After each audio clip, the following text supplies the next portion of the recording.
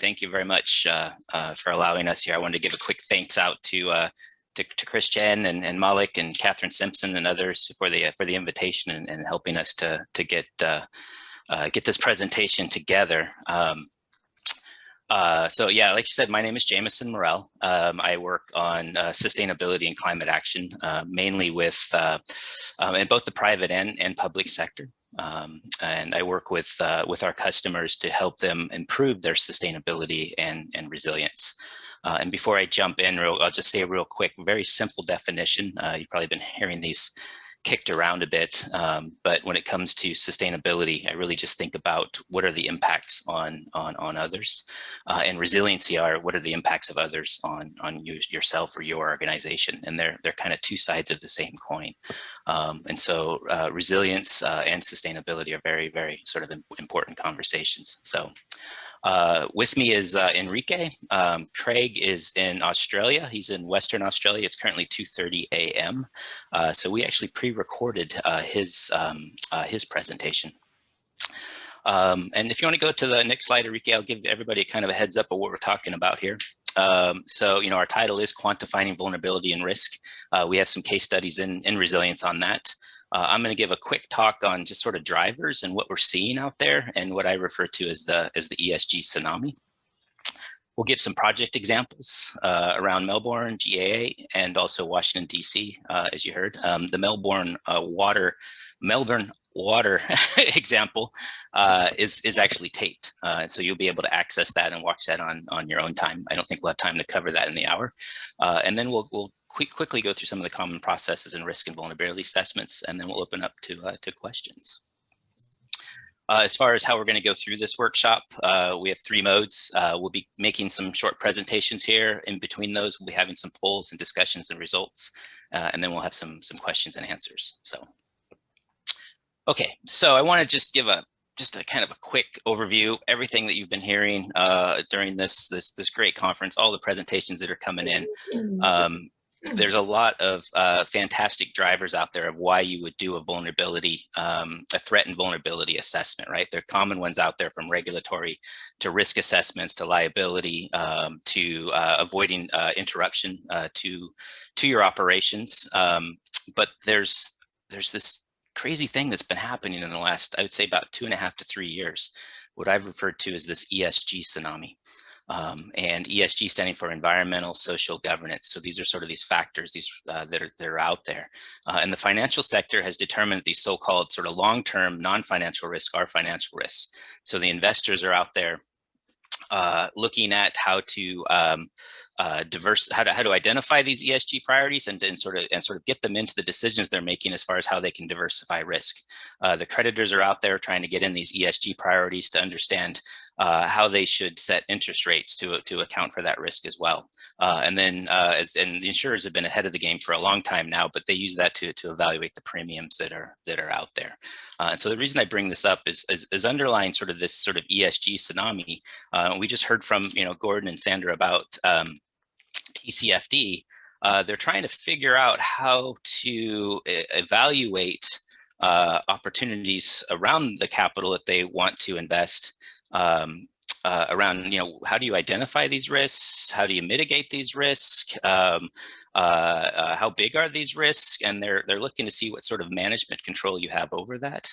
And so for a long time now at Jacobs, we've been doing these threat and vulnerability assessments, and we include in those climate-related scenarios when it comes to looking at the potential for different disasters and how to mitigate those. And actually, that whole process is about identifying risk. It's about mitigating risk and even quantifying that risk, which we're going to talk about. So that's sort of the connection here. But lately, it's just gone hyperactive. A lot of time we do these threat and vulnerability assessments for for compliance reasons, for enterprise risk, for business continuity planning, et cetera, and sort of these black swan type studies. But now we're getting investor relations interested, corporate sustainability. We're getting different called in to talk on different and evaluating different performance criteria as far as how this goes. And so these studies that we've been doing are really helpful, and you probably are doing a lot of these studies already. But yeah, that's one of the drivers we're seeing out there, that it's just really just gone bonkers in the last 3 years. And so it's great to see that, but at the same time, it can be a bit overwhelming. And so we kind of are leaning back on tried and tested tools that we've done in the past, and then how do we just sort of repackage those, make sure that we have the right information, that the information is available to the right stakeholders. And so with that, I would just be really interested if you can go down one. If one of our first polls here was, what are some of the primary drivers that you're seeing out there for considering vulnerability assessments? And I'll just give that a second to get that going. Should have popped up on your screen there. Yes, so it should be up on everybody's screen, and your 5, well, maybe there's 6 choices are legislation, maintaining levels of service, financial costs, disclosure expectations, organizational liabilities, and municipal legal liability. Yeah, this is interesting.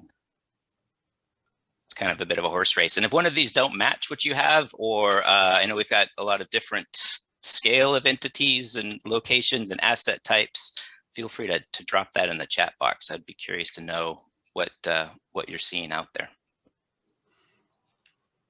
Okay, Jameson, do you want me to end the poll and share results? Yeah, go ahead and end the poll. We'll take a look at the results. Maintaining levels of service. Yeah, that interruption, avoiding disruption that seems to be the big driver out there. But that's also interesting to maintaining those levels of service is now interested to those the creditors, the investors, and the insurers. So any sort of capital that's coming into that, they are now asking those questions to a greater degree than they have in the past. So interesting. I was trying to see what second financial costs. Okay, yeah. So yeah, what are the costs of mitigating those risks? And so that actually ties right into our discussion. So good, interesting. Thank you for participating in the poll. Let's go ahead and go on to the advanced one more there, Enrique. Yeah, okay. So I just wanted to call out this fact of life for us at Jacobs. And so we're involved in feasibility and siting, design, build, we commission the operations and management, the decommission, the retrofit, the reuse, the regeneration or remediation, or even restoration back to sort of natural ecosystems of assets out there. And so when we're part of that process, when we're doing these threat and vulnerability assessments, we're often externally focused. We're watching, we're working with our customers. But crazy enough, we're not immune to this sort of ESG tsunami as well. We have investors, we have creditors, and we have insurers too. And so lately we've become our own client. And I think it's actually helped us up our game. We've had to walk our talk. We've had to actually communicate with the investors, the creditors, and the insurers ourselves, with our customers.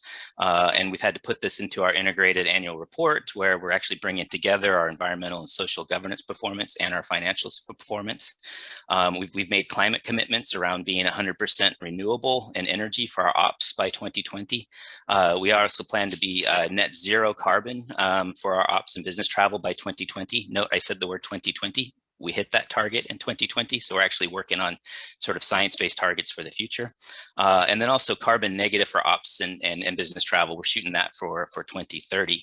And then from a climate risk health check tool, we've been bringing together our EHSIM, our digital, our geospatial capabilities, and our modeling capabilities, and putting that into a platform where actually we can monitor our own sites from a threat assessment standpoint, and then tie that into our vulnerability assessments well, where we see that those threats are actually vulnerabilities.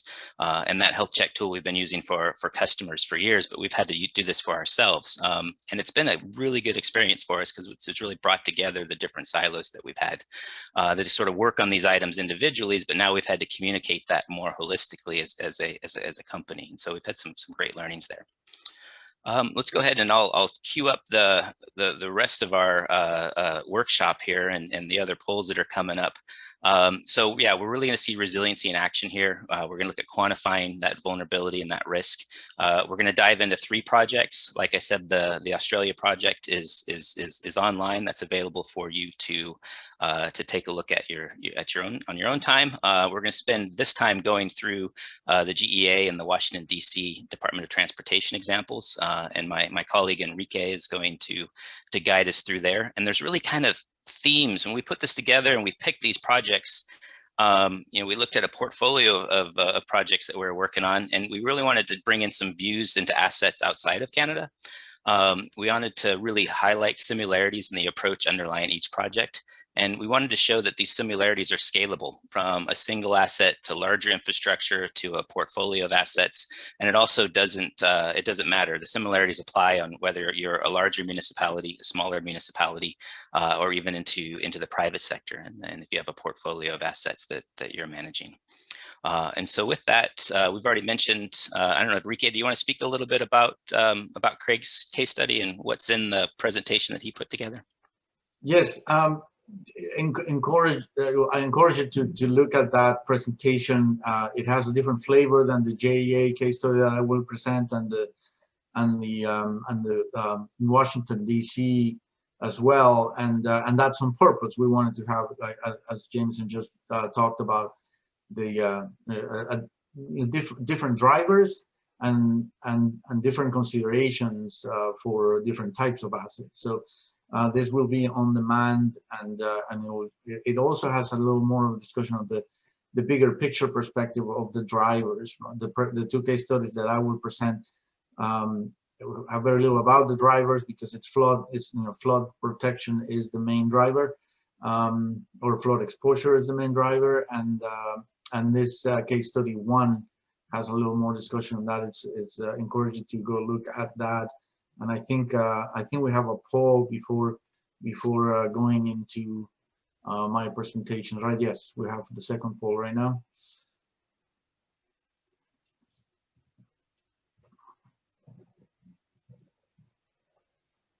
Okay, so I'm just going to launch a second poll here. What types of resilience risks keep you awake at night? And your options are natural hazards, malevolent acts, both, or climate change as defined by projected future climate hazards.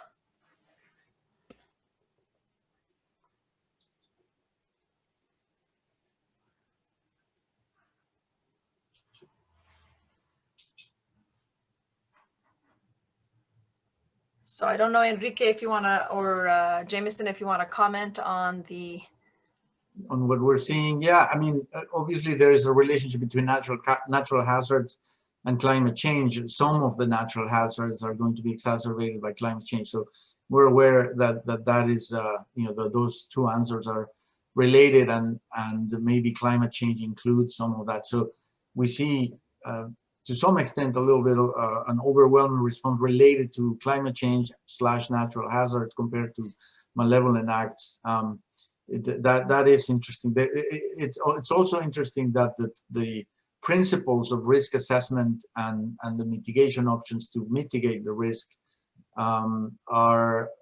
those principles are similar to malevolent acts and natural hazards. And in United States, in 2018 we had the American Water Infrastructure Act that mandated all water utilities to conduct a risk and resiliency assessment and emergency response plans for both natural hazards and malevolent acts.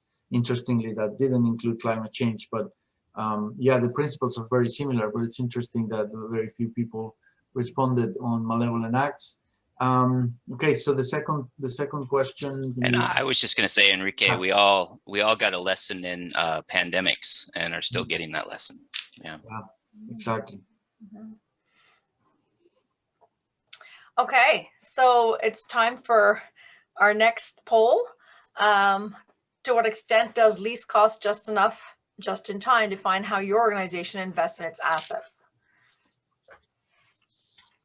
I'll just give people a few seconds to respond to that.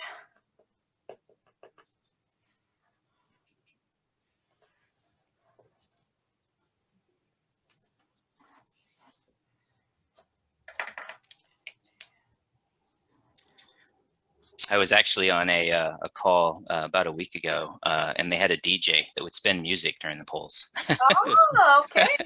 I actually really liked it. So unfortunately, I'm not musical for you. Oh, no, too bad. No singing coming over. Yeah. All right, how about some interpretation then? Yeah. So the second question, we included that because that's what we've seen in our experience. Least cost, just enough, just in time. It tends to be the main approach, except when it comes to some critical assets where the level of robustness in analysis and the assessment of resilience and risk is different. So it's interesting that I'm glad we put that answer there, because it is the most the larger percentage of all the answers. Jameson, I don't know if you have a reaction. Yeah, I do have a reaction. This is it's interesting how it's sort of evenly split out there to a certain degree. Lately I've been seeing more as you're making your plans, right, on the investment in the assets, the capital, you're also getting this information from various stakeholders where you need to report out the impacts of sort of that capital. So not only making the valuations internally, but reporting that externally. And then you have this stream of projects, some that are in process, some that are queued up, and others that are just sort of on the drawing table. And so you're almost having to sort of change the way that you're making these decisions as you're doing them. And so that's interesting. I think maybe that's why we see some of the split in the approach here. Okay. And are we ready to do the third one? Yeah. Poll? Okay, so let's launch that one. If your organization has been able to invest for resilience in its assets, what has driven this?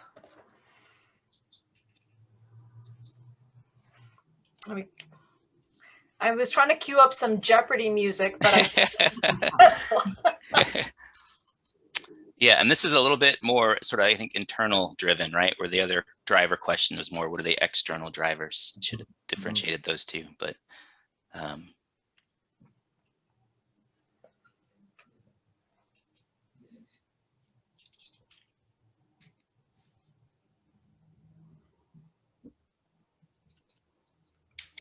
all right, any comments? I'll jump in with a first reaction in terms of the internal leadership, which won the poll. The community pressures. Jameson was talking about that the ESG side of things. That the community pressures, I think that indirectly drive that leadership. Right, the leaders are aware of what the community wants, or at least the influencers in the community want, and are able to react to that. It's interesting that we do have that. And then regulatory, that's a completely different approach, right? Completely different driver. The leadership in that case comes from the regulators. Jameson. Yeah, I was thinking the same thing. So this sort of ESG tsunami, I think this sort of highlights that. Is what I'm seeing is that the financial risk is presented by the insurers and the creditors and the investors. They speak the language of most organizations, boards, or executive leadership teams, or the decision makers. And so I think that's kind of what's accelerated in the last couple of years. Is before it was a strategy and enterprise risk sort of management. There were reports to the stakeholders, and then sort of investments on where that risk where threats need to be identified and vulnerabilities assessed. And so, yeah, this is really interesting. So I'd be curious if someone in the chat does something. I don't know if that's helped your internal leadership sort of step up or bring greater attention to that in the last couple of years. So, yeah, thank you. Right, perfect. So we are going to move on to the case study. Stop sharing results. All right. Okay, so we're gonna move on to the first case. Well, the first one is online.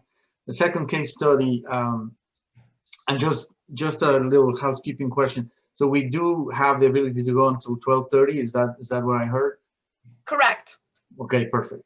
So JEA presentation is this is a longer of the presentation sections of the workshop, but we put it in because it's very much related to asset management. We had a lot of interaction with asset managers in JEA, which is water and wastewater utility in Florida, coastal utility, and we put it in because it is we show the ability, the method or approach to come up with financial metrics, to come up with the actual financial impacts of climate change.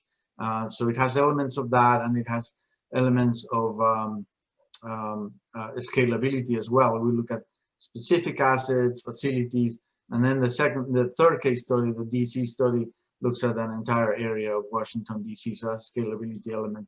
So JEA was driven by flood. So we have two pictures here of Hurricanes Matthew and Irma, and you can, I mean, it's very, you can visualize why there was a need to explore resilience options.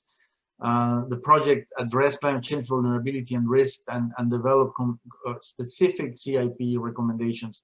It also developed, and it's right now we're developing recommendations for design and construction. So that's an interesting part of this program that I'll talk a little bit more about later. Just acknowledgement to JEA staff and the two leads from the Jacobs side, Lawrence van der Tuck and Jason Berg. Lawrence always says that if you're an asset manager or you work in asset management, you're more than half the way to understanding the approach for resilience projects. And it's true, it's ultimately a risk-based approach. The first thing you need to understand about JEA is that it's large. It serves about 1.5 million people. You can see Jacksonville here. This is the Florida Peninsula, so it's in the northeast side of Florida. It is coastal. This is the St. Johns River. This is the service area, and these are only the critical facilities, not all the facilities, but critical facilities. St. Johns River is tidal, and this is very, very flat, as all of Florida is. That's why you have more than 1,000 pump stations. You have a very large service area, and the water cannot run downhill. There's no hill to run on, I guess. So we have to pump it. There's a lot of pump stations, potable wells, which of course pump to treatment plants, which also have pumping into the distribution system. For chilled water plants, they also provide chilled water to AC systems in some areas of the city. It's a large system, lots of customers. And the JEI resilience program is very comprehensive. It started with establishing the extreme weather scenarios, then running the vulnerability assessment and the risk analysis, then the mitigation strategies, and then doing the economic and cost benefit analysis. We'll talk about that and the metrics that we used. The prioritization of projects was next, and again, this was mostly based on financial metrics, direct and indirect. We'll talk about that. And then I mentioned that we did design and construction recommendations for the standards in design and construction, all memorialized in a plan and an implementation roadmap. In terms of scenarios, going back here, the first step is the scenarios, and this is not trivial. It is critical to agree on the scenarios that under which the system will be assessed. The scenarios had a combination for this particular study on sea level rise, precipitation, and also coastal storm surge, coastal storm surge. The combination of those three main variables of hazards resulted in the different scenarios. So this is sea level rise.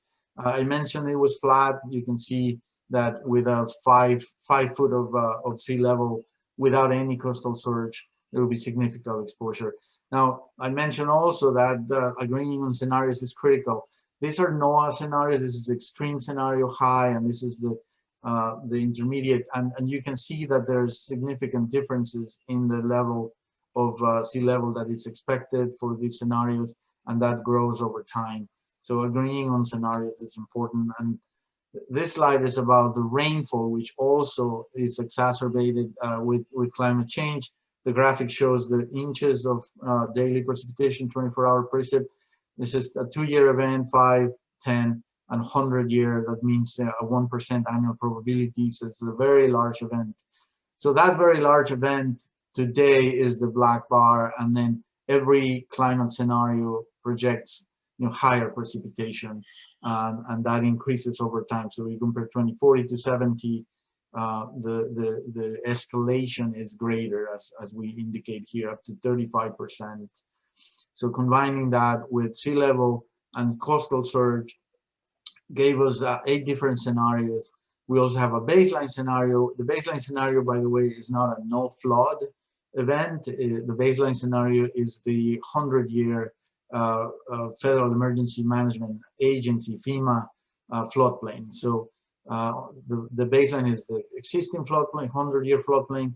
We compare that to different scenarios. Scenario 4 was the one that was selected as the main, the one that provides the balance of risk aversion and risk tolerance. We have that under the baseline scenario have about 12.6, 13% of facilities at risk. And then scenario 4 gives us about 23%. So under climate change, it goes up to 23. In priority facilities, goes from 50 to 65%. Now, priority facilities, that's important, and that's the first link to the asset management in the process. So I mentioned how many facilities and assets we have. It's thousands. So in order to take the first step and conduct actual visits, we had to prioritize those visits, and we used the asset management system and the tier structure in that to identify the priority facilities, and obviously then overlay that to the exposure. So we had an initial assessment of exposure with FEMA and the criticality from asset managers, and that dictated which facilities to visit. Now we visited the facilities the way you would do, the way you conduct a condition assessment visit, except that these forms, you take your tablet, you take your forms. These were specific for flood vulnerability, things related to the flood, the flood path, the pathway, and also the potential elevation of the potential flood depth, elevations of the bottom of the asset and the ground elevation. So all of those visits were recorded and put into an asset management system. They were not put into directly in the asset management system. Sometimes that may not be ready, but you can create a parallel system that then can be assimilated by the overall asset management system. All of that was critical for exposure, sensitivity, adaptive capacity. This slide shows that we looked at asset levels. So every asset looked at the vulnerability of that according to different levels of flood. So these are elevations. I'm going to explain this graphic. These are elevations. These are the elevation of current assets. And this is the 100-year flood. This is the 500-year flood. And these are elevations, expected flooding from different scenarios. So we can compare the flooding expected with the elevation of assets under current conditions and future conditions, make decisions about where do we want to establish the DFE, the design flood elevation. And that can change going into the future for 2070 and for different assets. This is another link to asset management. When you have an asset with a useful life of 100 years, you probably want to be looking at 2070 and making decisions related to that. If you're replacing assets that have a 10-year useful life, you're going to be looking at a shorter level of risk. And then we developed mitigation strategies for specific assets. We looked at elevating, hardening in place, and then perimeter barriers such as this, deployable and permanent. This is low-tech deployable here. And we had also building level strategies. I'm getting a lot of text. I'm just going to check that it's not about the conference and that you can still hear me. Yeah, you can still hear me. The next step in the process was to conduct to make decisions about which mitigation options to implement. And the first step is to look at the cost of not implementing anything. So the cost in this particular metric includes both the physical costs of the physical damage to the actual assets by JEA, but also the disruption to businesses that are served by JEA. So this includes direct costs that would go directly into a TCFD, for example, and then the indirect costs that can also, by the way, make it into TCFD in terms of the insurance rates or liability exposure, etc. But this is actually two financial measures. We did not look at the entire trickle-down effect on the economy, but we did look at the business disruption and the monetary value of that. So these are costs over time, and it's important to note that with climate change, your exposure increases. You have more assets that are flooding with deeper, in deeper conditions, etc.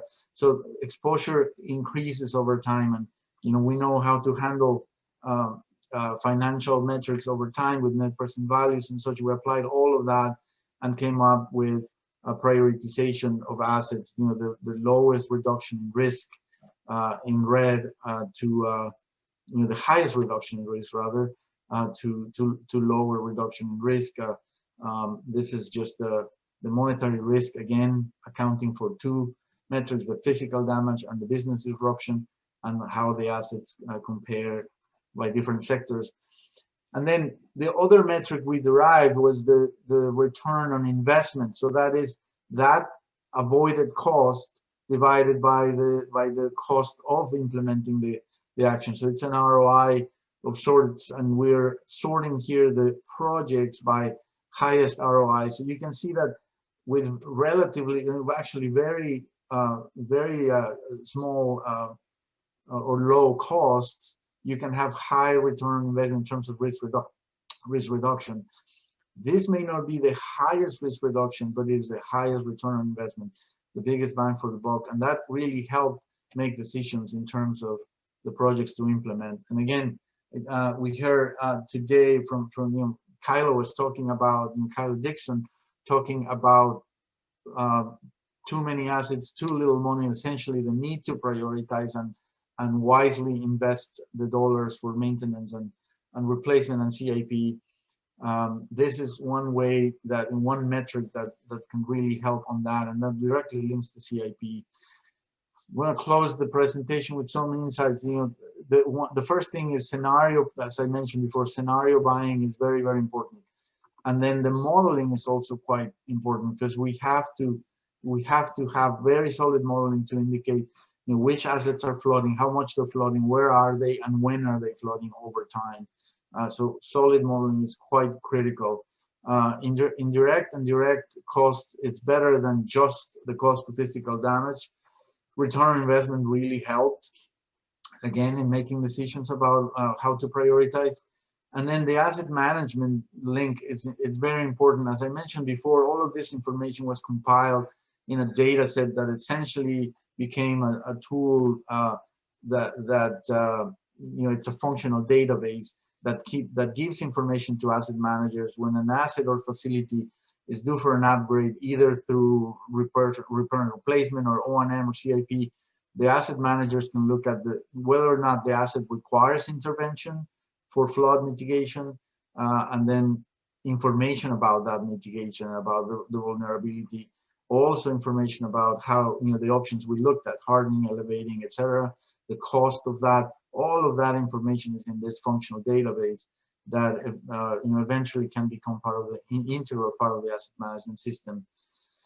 And that, of course, we talked about before, requires leadership. This took leadership and forward-looking policy.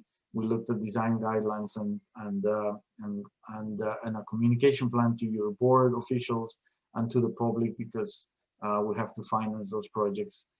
That's the last slide on this presentation. I think we're going to do questions and answers. So if we can facilitate that, Jameson. Yeah, I see one question from Tracy Esso about, was shore erosion factored into the flooding damage modeling? Not explicitly. No, there was the sea level rise assessment or projections do include vertical land movement that is expected specifically for that location, but not flood erosion. We use essentially a static bathymetry in the area, but that is an element that obviously plays a role as well. Enrique and Jameson, another question that was just sent to me was, beyond sea level rise, have you looked at other forms of costs due to damage factors such as extreme heat or indirect damage such as extended power outage? Yeah, JEA looked at different natural hazards, including extreme heat, under the American Water Infrastructure Act regulatory requirement, not as part of this project, but it does link to this.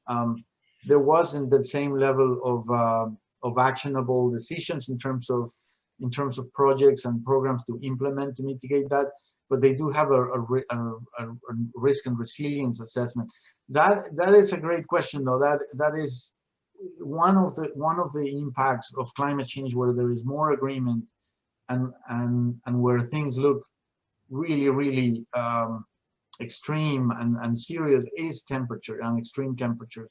The number of times, the number of days in a year that we're going to go over thresholds of temperature that will disrupt your infrastructure, your assets, your mechanical and electrical systems, but also the relative humidity that basically stops your operations. And it becomes a health and safety issue, and you have to have all those protocols deployed. If you do that today twice a year in an area like Florida or Virginia or Toronto or anywhere, the projections are that you will have to do that many more times. I mean, obviously it depends geographically, but across the globe, we're seeing extreme heat and extreme heat index as having more and more days in a year where disruptions happen either to equipment or to operations because of health and safety. And that's a very few utilities and cities are looking at that in terms of following through with actions. Thank you, Enrique. Is there another question? If not, we can probably proceed to the other case study, the next case study. All right, let's do that. This one is a shorter presentation, and this again goes from asset level and facilities to a larger area in a city. This is an area of Washington, D.C., and it's about, again, flood vulnerability. This this relates to this is more at the scale that Sandra was talking about. These are cities looking at multi-agency, multi-sector infrastructure sector, and multiple stakeholders involved with citywide decisions. So that again, in terms of the scalability that we wanted to bring, you will see that the approach is fairly similar at a very different scale. First of all, where the project is, so we're in Washington, D.C. You can see the National Mall over here. There's the Potomac River and Anacostia River, and the area we're looking at is approximate area is here, is the area called Buzzard Point. We were looking at the appropriate base flood elevations to protect the public infrastructure, transport, and the built environment. There's other infrastructure there that I'll mention, and develop conceptual mitigation strategies, and then basically lay the groundwork for future environmental approvals that then can clear the path to actual implementation of projects. And again, now we're looking at projects at a much larger scale. This is existing conditions. It still doesn't have climate change in it. The 100-year floodplain, so there is already exposure. The darker blue is 100. The lighter blue is 500-year floodplain. There is exposure here. This area is undergoing significant development. And in fact, this aerial is a little old. It looks much different today with many developments and assets to protect.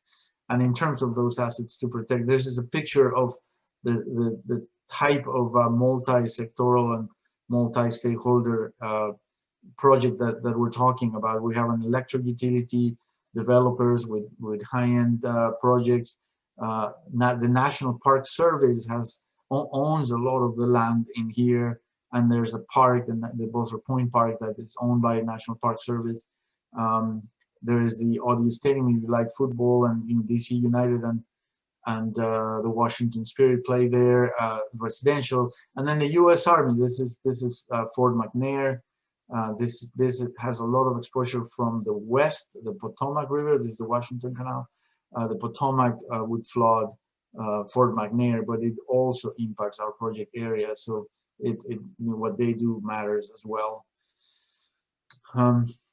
These are some scenarios, and again, just as in JEA, the agreement on scenarios is very critical because you can see the exposure changes significantly with the assumptions of the future that you put on the table. This is significant more exposure than this. These are two scenarios, both include climate change under different carbon in the atmosphere conditions and also different epochs or planning horizons. The other thing that is very critical for projects like this, and again, Gordon and Sandra would know this at that larger scale of the financial exposure and the financial metrics for physical risk. What assets are involved in the assessment of that physical risk?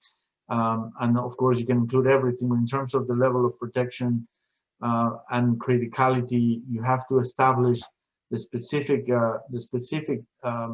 infrastructure and assets that you will focus on to establish a hierarchy of assets to then make decisions about the design flood elevations that you will want to have.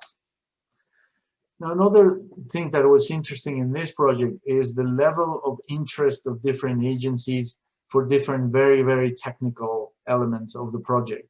And that this is not different from other projects where the technical details of some of the aspects of the project are of a lot, they can trigger a lot of interest for different agencies. This is an example of the development of the DEM, the digital elevation model, which of course is critical for flood analysis, and the steps that we took from LiDAR and bathymetry, combining that, using the building footprints, all of that process, step-by-step process, has a lot of interest, and of course resulted in the baseline for the analysis. And once you have the terrain, then you can add the water to that.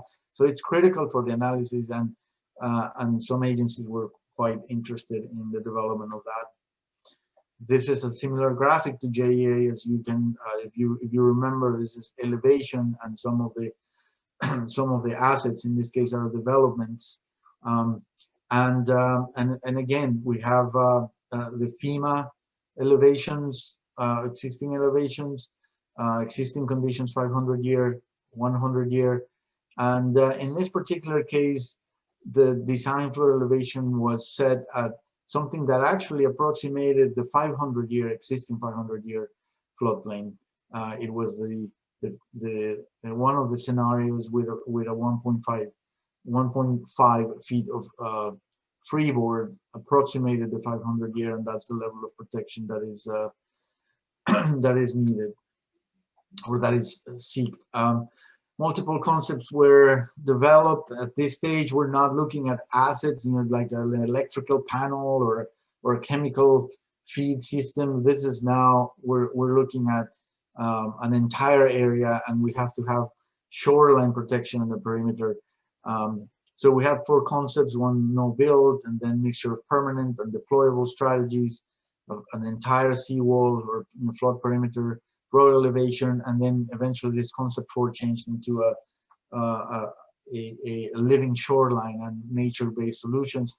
Criteria look very different on a project like this compared to just the financial metrics that you require if you're a utility looking for cost efficiency in your CIP. And one of the other additional insights we found is the rendering, the visual representation of the impacts and the solutions. And solutions, by the way, can also have impacts to quality of life and to how you live that area. Some of the view sheds change if you're putting you're establishing barriers that, for example, could potentially block your view of the river. Those are important considerations. So having photorealistic perspectives of the solutions was pretty critical to communicate what we're trying to do, and cross sections and 3D renderings. Now the other thing, and this relates to asset management in an interesting way. So the assets of others can be an asset for you in terms of flood protection, but it raises interesting questions about how much you can rely, how much can you count on the plans and projects of others. I mentioned that the fort, the U.S. Army Corps of Engineers manages the fort. So how much can you rely on the project that they will implement, and does that match your level of protection, your design floor elevation? And then there are elements of right-of-way ownership and the future, the future maintenance of assets as well, when you're looking at an area this big and you are the transportation agency trying to establish a very large project that involves multiple jurisdictions, ownerships, and potential solutions implemented by others. This is how it looks in terms of the concept that was preferred. This is nature-based solutions, a living shoreline. We're working on further definition of some technical details and feasibility, looking at funding, additional engagement. And then again, this right-of-way and ownership is critical. A lot of this land will be either private, and some of the solutions may have to go to private land, to NPS land, and easements and right-of-way issues need to be established, not just for implementing the project, but for the future management of those assets. And so in closing, this is related to all the 3 case studies. We just wanted to have the steps that we see that are the drive of risk and resilience and vulnerability assessment. Starts with the framework, and this is not trivial. Again, this is where you have scenarios, and when you establish your level of risk tolerance and aversion, you have to identify vulnerabilities, develop strategies, assess the effectiveness of those strategies, and then document everything, implement, and then monitor and reassess. The forecast and the state of science continuously evolve, and that will have to be taken into account when you're implementing and adaptively managing your assets and your infrastructure into the future. So we see these steps as common steps on in an approach that can be scalable from asset level to large areas of a city. I think this is the end of my presentation, and we can do Q&A. And there's also a poll that comes later, but let's do Q&A first.